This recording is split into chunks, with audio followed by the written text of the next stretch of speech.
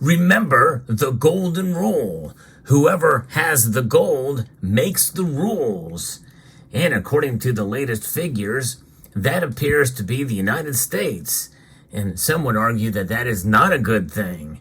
But wait until we find out who possibly does have the most gold and why it will definitely be a very bad thing. We'll talk about it and so much more as we explore.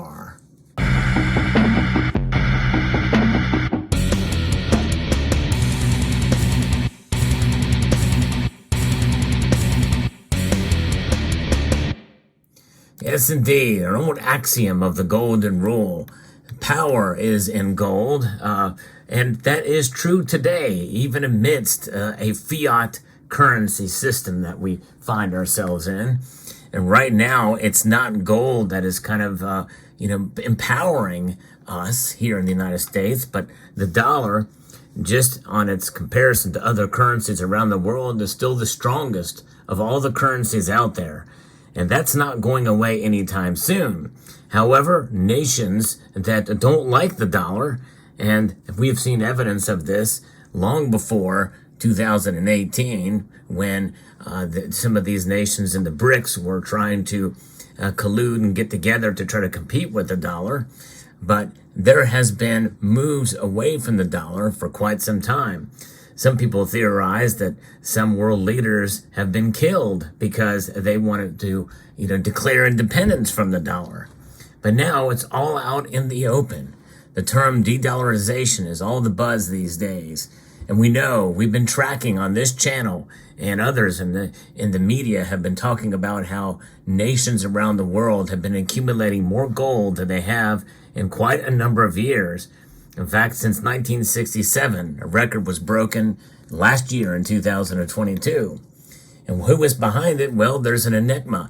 With China being the largest producer of gold in the world, its central bank has been at the forefront of a surge in purchases of the precious metal on the international market as it seeks to reduce its reliance on the dollar. According to an article here from Newsweek, the East Asian nation produced 375 tons of gold in 2022, according to figures by the World Gold Council.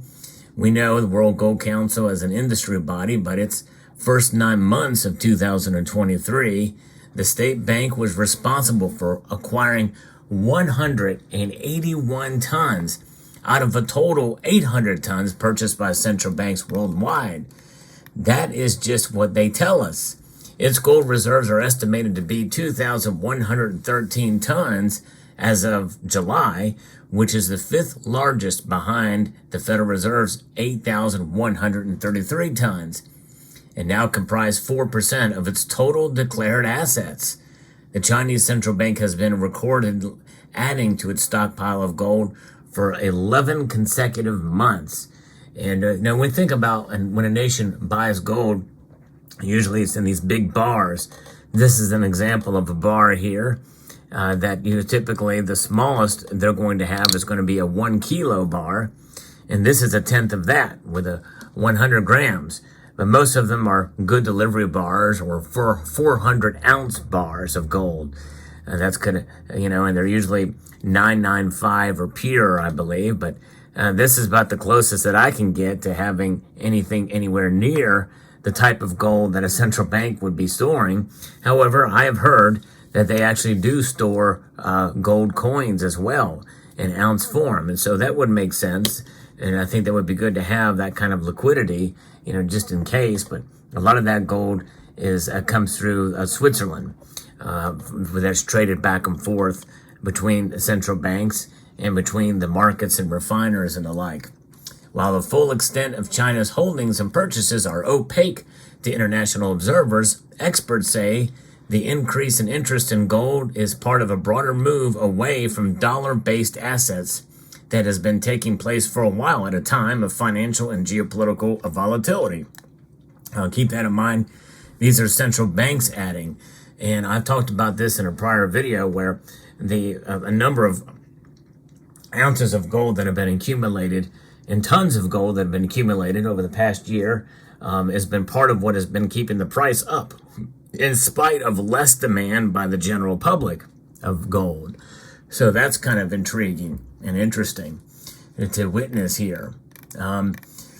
Rather than seeking to influence the U.S. economy, they say China's gold rush could be an attempt to shore up its fiscal position with a stable and highly saleable asset as bond markets suffer and its relations with Western nations sour.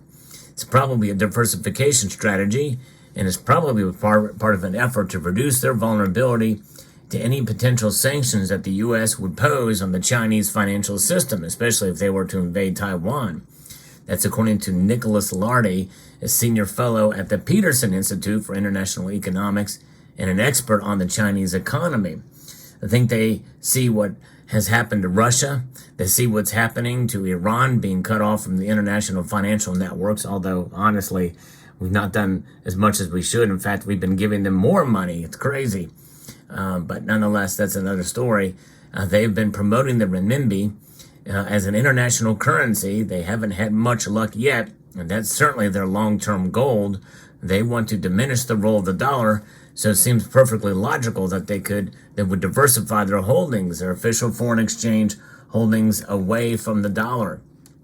You know, we see the tensions between the U.S. and China have been simmering since the appearance of a spy balloon over America earlier this year, with Beijing denied had nefarious purposes and fueled by an ongoing trade war between the nations.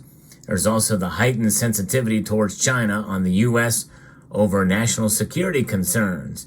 Since the incident, questions have been raised of land purchases near U.S. Air Force bases, the accumulation of a lot of farmland and other assets and things. And they've been accused of stealing American agricultural technology and intellectual property. But shoring up China's finances against a potential diplomatic crisis with America is not the only potential reason for its voracious gold acquisitions. This is an investment decision, according to Julian Jessup, an economist and fellow at the Institute of Economic Affairs think tank. Central banks have been diversifying out of U.S. dollar assets for some time, so this is part of a broader trend. Indeed, switching from U.S. government bonds to gold has been a good trade recently as the Treasury market has slumped. In order to combat post-pandemic inflation, many central banks have raised interest rates, which have in turn affected government bond yields. I drive down the return on such investments. That has led to a worldwide rout in the government bond market due to high yields that haven't seen for more than a decade. So yes, that certainly does make sense. In contrast, gold is viewed as a relatively stable investment, able to retain value against inflation. And we know that's true. But one thing that we have to wonder is, with the global gold reserves peaked in June at 38,764 tons, China's accumulating a whole lot of it. What is not being recorded?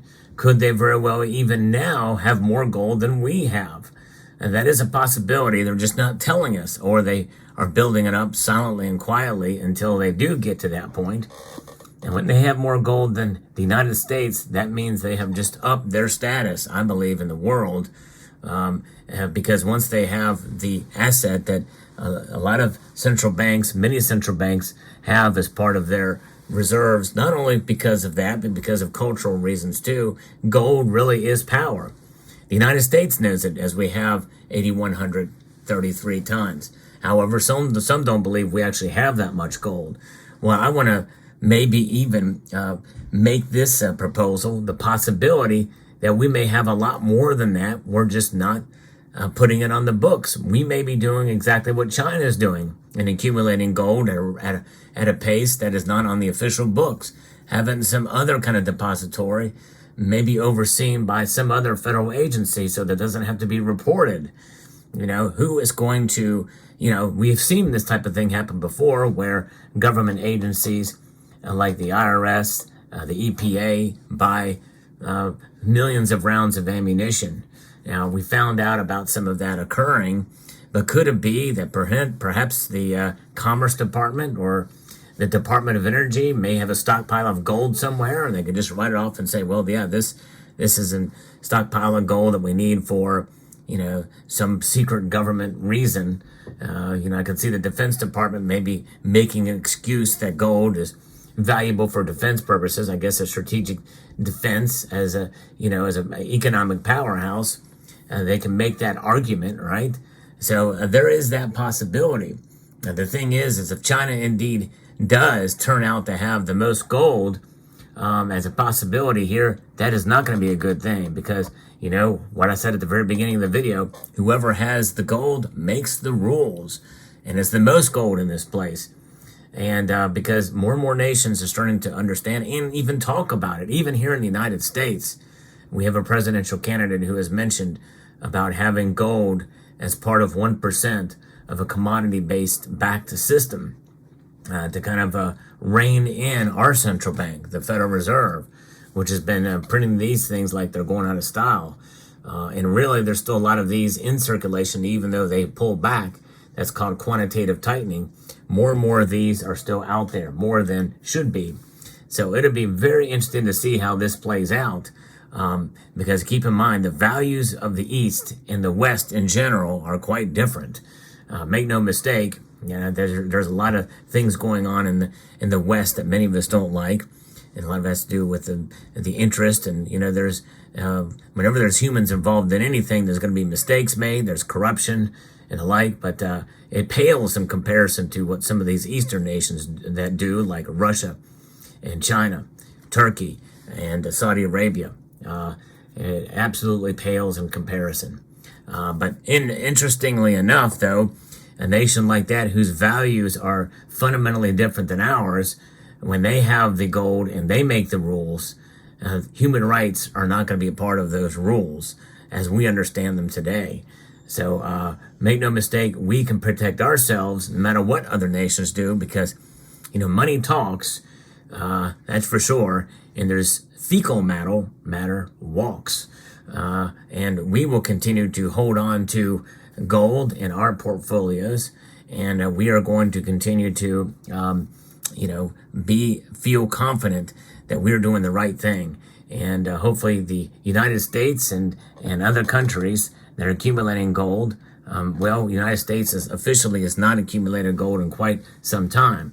But I think it'll be interesting to see if we can find out through some of our intelligence to see exactly how much gold China indeed does have unofficially as well too. Because again, they're accumulating it. Our economists and the powers that be in the government have got to understand that threat as well too. It'll be very fascinating to see how this plays out. But nonetheless, in the end, we can empower ourselves by being our own central bank. And I encourage you all to do that with even just a little bit of gold in your portfolios. Let me know what your thoughts are in the comment section down below. Hope you found this video informative, insightful, and educational. Would like to extend a multitude of gratitude to each and every one of you for taking the time to watch, and to encourage you to please rate, share, comment, and subscribe.